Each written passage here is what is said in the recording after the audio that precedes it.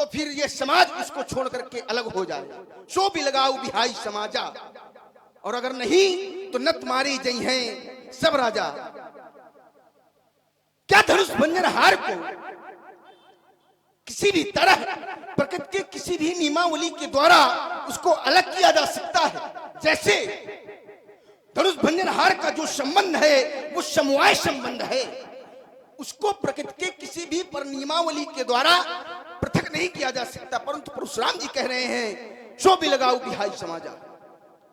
जैसे अग्नि से उष्णता और बर्फ शीतलता को अलग नहीं किया जा सकता, पृथक नहीं किया जा सकता, ठीक उसी प्रकार धनुष भंजन हार को किसी भी नियमावली के द्वारा उसको पृथक नहीं किया जा सकता। यह सूत्र व्यापक व्याप अखंड अनंता अखिल अमोघ शक्ति भगवंता, तो उसको किसी भी नियमावली के द्वारा अलग नहीं किया जा सकता। परंतु महात्मा जी कह रहे हैं अलग कर दिया जाए। चाहना थी, कामना थी कि धनुष भंजन हार हमारे सामने आए, और शायद आया भी।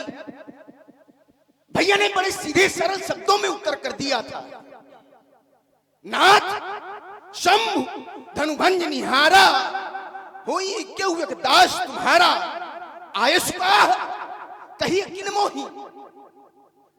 तो गुस्सा आ गई, क्रोध आ गया।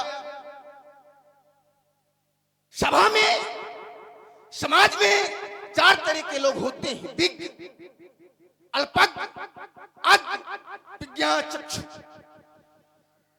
सभा का समाज का विज्ञ व्यक्ति वह है जिसे एक स्थान से बैठे बैठे ये बता दिया जाए कि आपका गंतव्य, आपकी मंजिल, आपका लक्ष्य वहां पर है। तो जो सभा का समाज का व्यक्ति होगा उसको एक स्थान से बैठे बैठे बता देने पर वह अपने लक्ष्य को प्राप्त कर लेगा।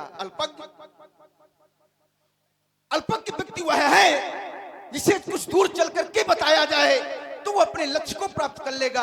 अज्ञ वह व्यक्ति है जिसे उसके लक्ष्य के सन्निकट, ठीक उसके सन्निकट पहुंच करके ये बता दिया जाए कि भैया आपका गंतव्य, आपकी मंजिल, आपका लक्ष्य ये है, तो वो पहुंच जाएगा। लेकिन चौथा जो है उसके लिए समस्या है, प्रज्ञा चक्षु, अर्थात हम अपनी सरल भाषा में कहते हैं अंधा।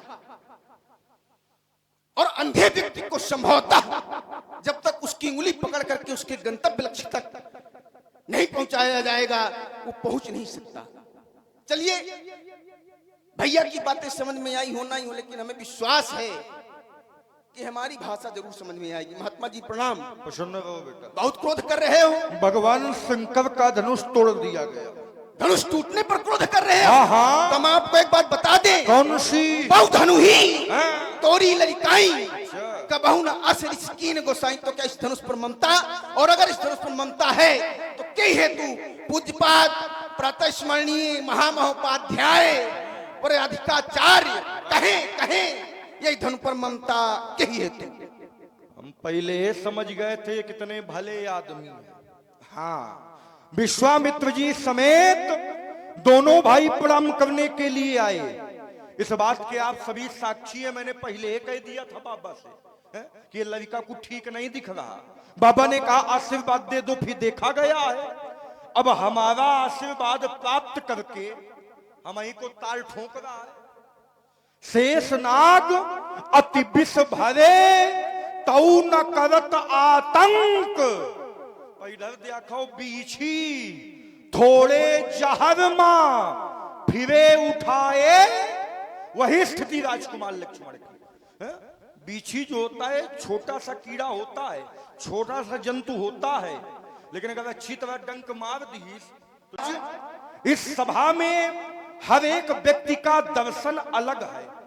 हर व्यक्ति ने अलग अलग भाव से देखा।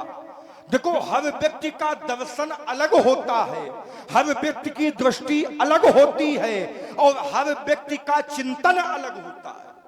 हर व्यक्ति का चिंतन एक समान नहीं हो सकता, हर व्यक्ति की दृष्टि एक समान नहीं हो सकती। सबकी दृष्टि समाज में अलग अलग होती है।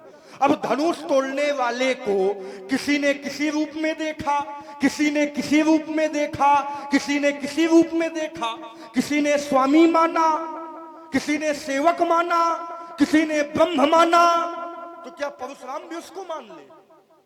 ईमानदारी से बताइएगा। उन्होंने जाना है तब माना है।